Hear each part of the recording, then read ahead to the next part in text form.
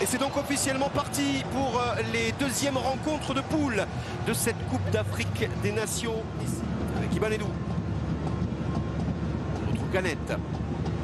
C'est côté Machine. Reste en décalage. Là encore, c'était la tentative qui sera captée sans problème.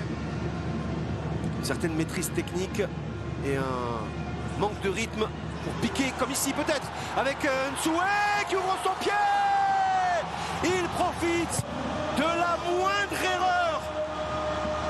Ces joueurs de la Guinée équatoriale, encore un exemple ici.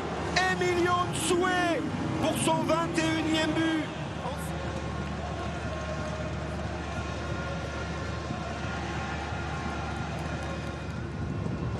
Et voici probablement la meilleure occasion en faveur des joueurs de la Guinée-Bissau. Peut-être ici le centre, la remise. C'était le coup de la fin de cette première période.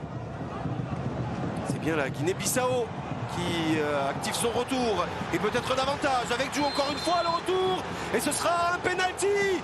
Les 30 secondes qui changent tout. Penalty. Et là aussi on va évidemment demander l'avis de l'assistance vidéo. Là, sur cet angle là c'est difficile de se faire une idée. On va revoir ici. Ouais, il semble qu'il y ait un accrochage tout de même entre Saoul Koko et Francolino Djou. Il s'y prépare en tout cas. Mama Baldé s'est checké. Ouais, il va aller vérifier. Il va aller vérifier. Et donc pour vous c'est faute parce qu'il y a le pied devant en opposition en fait. Je serais pas choqué si, si c'est sifflé pénalty parce qu'effectivement là il met le pied en opposition. Ça empêche l'attaquant de faire son geste, hein. Regardez, voilà, ça empêche l'attaquant de tirer. Ouais, c'est de l'anti-jeu. Ouais, elle a été compliquée à prendre en tout cas, hein, cette décision pour Samuel Ovikanda. Et évidemment l'avis de Saoul Koko, ce n'est pas penalty et ce sera aussi l'avis de Samuel Ovikanda avec Carlos Acapo. Le crochet d'Acapo. Avec Bikoro qui va pouvoir frapper. La frappe de Federico Bikoro, ça a été contré. Il a essayé de sauver le corner, il n'y est pas parvenu. Ouparin Djoko. Je ne suis pas sûr qu'il ait fait le meilleur choix. Parce que dans ce genre de situation, il n'y a pas de choix idéal. Attention! Ouais, c'est parti de l'autre côté également avec tout de suite la punition. Et tout sourire, on l'a vu évidemment, hein, ce banc de la Guinée équatoriale avec Aitor Mbella, le deuxième gardien, avec Alex Balboa. Donc c'est déjà reparti de l'autre côté. Le centre! Ils sont punis systématiquement. Et encore Emilio Nsoué pour le doublé du capitaine équato-guinéen. Mais ce qu'on retient sur cette action, c'est la construction. C'est d'où elle est partie, parce qu'on récupère un ballon dans son propre camp. Alors, c'est un circuit plutôt logique. Hein. C'est Machine, le joueur de Monza en Serie A. Frapper ce coup franc. Ce sera directement, c'était cadré et capté en deux temps, dirons-nous, par Ouparin Djoko. Ce dégagement du gardien qui semble totalement anodin et les défenseurs qui se concentrent sur le premier joueur sans... Oh quel bon ballon là encore. Nsoué qui va crocheter Ouparin Djoko. Nsoué pour le triplé. Sera-t-il signalé en position de hors-jeu? Oui, il est signalé. On va attendre. Il n'y a pas grand-chose. S'il y est, il n'y a rien. Ça se joue à rien du tout.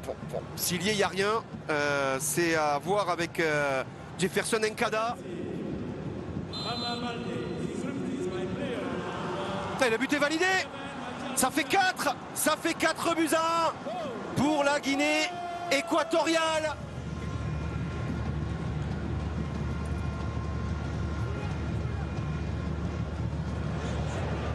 Ouais, attention à cette nouvelle récupération ici intéressante.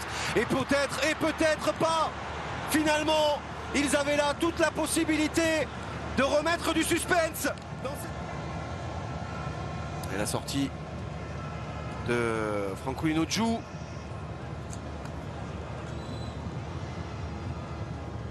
Jeune joueur de 19 ans qui est remplacé par José Correa avec le contre favorable. Et de l'appui ensuite.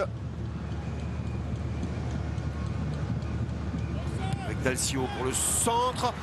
Avec ce petit extérieur du pied impeccable de Tseturbo qui a été signalé en position de hors-jeu dans un premier temps. Il va attendre là encore une énième confirmation de l'assistance vidéo. Sur cette situation, regardez. Ouais, il n'est pas hors jeu. Hein. Non, non, Il n'est pas du tout hors jeu. C'est ce qui me semblait parce que je voyais bien derrière qu'il était couvert. Non, non. Il n'est pas du tout hors jeu. Alors est-ce qu'il estime qu'il... J'ai l'impression que le ballon touche quand même le torse. Moi aussi. Et pas la main, donc ouais, c'est validé. Ah, le but est validé. Oui. Le voici, l'orgueil justement. Bissau guinéen. C'est le jeune Noé est là.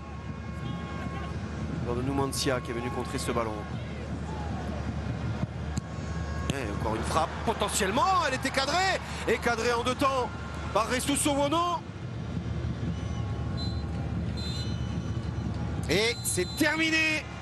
Le succès, 4-2 de la Guinée équatoriale face à la Guinée-Bissau. En attendant le résultat de la Côte d'Ivoire tout à l'heure face au Nigeria.